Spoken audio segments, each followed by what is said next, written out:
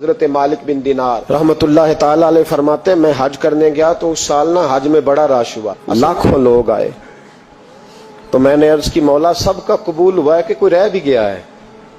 تو فرماتے مجھے خواب آئی اور بتایا گیا لاکھوں کا قبول ہو گیا۔ بڑا بے نیاز ہے اللہ، بڑا بے نیاز ہے، بڑا کریم ہے، چاہے تو گھر بیٹھے بیٹھے کہے ماں باپ کا چہرہ دیکھ میں تجھے حج کا ثواب دیکھ، ماں باپ کا چہرہ کا سب کا قبول ہوا، ایک ہے محمد بن ہارون بلخی اس کا نہیں قبول ہوا۔ فرماتے ہیں میں سویرے اٹھا تو میں ڈھونڈنے لگا کہ بلخ کے لوگ، خراسان کے لوگ کہاں ٹھہرے ہوئے ہیں، وہاں علیحدہ علیحدہ ہوتے ہیں نا، یہ پاکستانیوں کی بلڈنگیں، یہ انڈین ہیں، یہ فلان ملک ہیں، تو کہتے ہیں میں ڈھونڈتے ڈھونڈتے پہنچا تو میں نے بلخ کے لوگوں کو پا لیا۔ میں نے پوچھا تم میں محمد بن ہارون بلخی کون ہے؟ تو لوگ کہنے لگے وہ تو بڑا نیک آدمی ہے، بڑا پرہیزگار ہے۔ کہتے ہیں میں نے کہا مجھے خواب آئی ہے، حج قبول نہیں ہوا، یہ تعریفیں کر رہے ہیں۔ میں نے کہا کس طرح کا نیک؟ تو لوگ کہنے لگے جی 24واں تو وہ حج کرنے آیا ہے، ساری رات نفل پڑھتا ہے، سارا دن روزہ رکھتا ہے، بہت مالدار تھا پر ہر چیز اللہ کی راہ میں خیرات کر دی۔ فرماتے میں نے کہا وہ کہاں ہے؟ کہنے لگے پہاڑ کے پیچھے خیمہ اس نے لگایا ہے، وہاں اللہ اللہ کر رہا ہے۔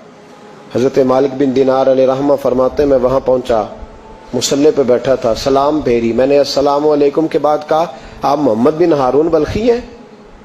کہنے لگا ہاں۔ آپ مالک بن دینار ہیں؟ میں نے کہا کہ اس نے تو میرا نام بھی جان لیا بغیر بتائے۔ فرماتے ہیں میں نے کہا کہ ہاں میں مالک بن دینار ہوں۔ کہنے لگے کیسے آئے ہو؟ میں نے کہا بس ملنے آیا تھا۔ کہنے لگے نہیں، جس کام آئے ہو وہ بتاؤ۔ میں نے کہا میں ملنے آیا ہوں، تو کہتے ہیں وہ رو پڑے۔ کہنے لگے نہیں، آپ کو خواب آئی ہوگی کہ میرا حج قبول نہیں ہوا۔ کہتے ہیں میرے رونگٹے کھڑے ہو گئے کہ اسے اتنا بھی پتا ہے کہ میرا حج قبول نہیں ہوا۔ میں نے اس کو کہا کہ تجھے کیسے پتا کہ مجھے خواب آئی ہے؟ کہنے لگا مالک بن دینار مجھے 24 سال ہو گئے، میں اس بے نیاز کے گھر کا طواف کرتا ہوں، میں حجر اسود کے بوسے لیتا ہوں، میں مقام ابراہیم پہ نفل پڑھتا ہوں، میں صفا مروہ کی سعی کرتا ہوں، پر 24 سال بیت گئے۔ جب میں طواف وداع کرنے کے قریب آتا ہوں تو کوئی نہ کوئی اللہ کا ولی آ کے کہتا ہے دوڑ جا، تیرا کوئی نہیں قبول ہوا۔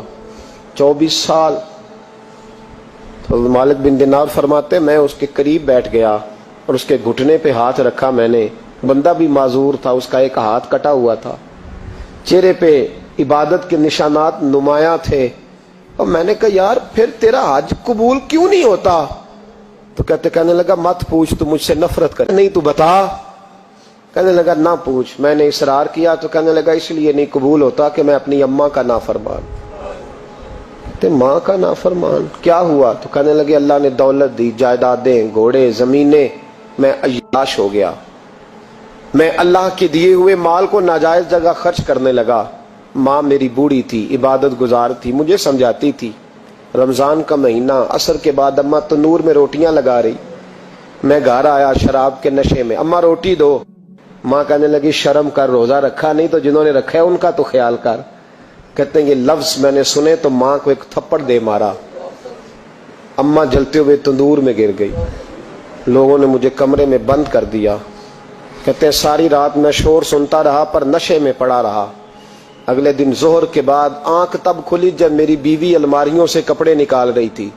میں نے کہا کہاں جا رہی ہو؟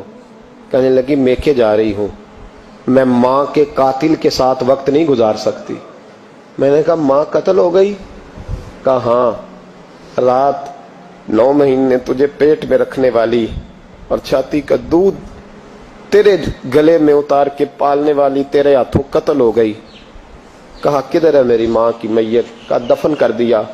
بتایا کیوں نہیں؟ کہتے مرتے وقت کہہ گئی تھی اسے میرا منہ نہ دکھانا، میرے جنازے کے قریب نہ آئے۔ کہنے لگا میں اسی وقت اٹھا جس ہاتھ سے ماں کو مارا تھا، کلاڑا لے کے ہاتھ کاٹ دیا، جائیدادیں، گھوڑے، مکانات خیرات کر دیے۔ ساری رات نفل پڑھتا ہوں، سارے دن کے روزے رکھتا ہوں، ہر سال حج کرتا ہوں، عرش کا مالک معاف نہیں کرتا۔ حضرت مالک بن دینار کہتے ہیں میں نے بھی ایک تھپڑ مارا، میں نے کہا تو اسی قابل ہے تجھے معاف نہ کیا جائے، کبھی تجھے معافی نہیں ملے گی۔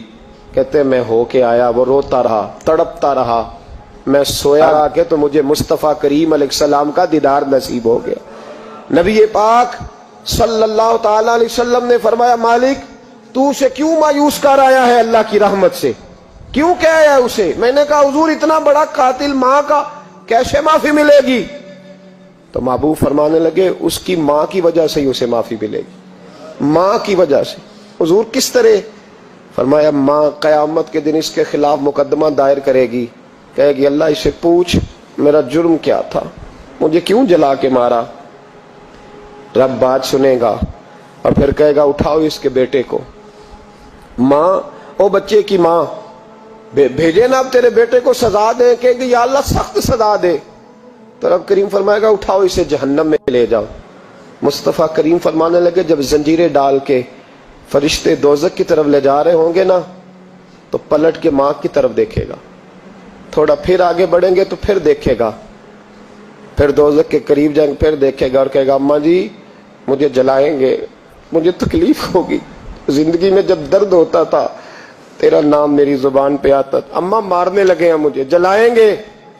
میرے مصطفیٰ کریم فرمانے لگے وہ ماں اسے جلا کے مار دیا, وہ میدان محشر بول پڑے گی, کہے گی اللہ اے اللہ اے اللہ.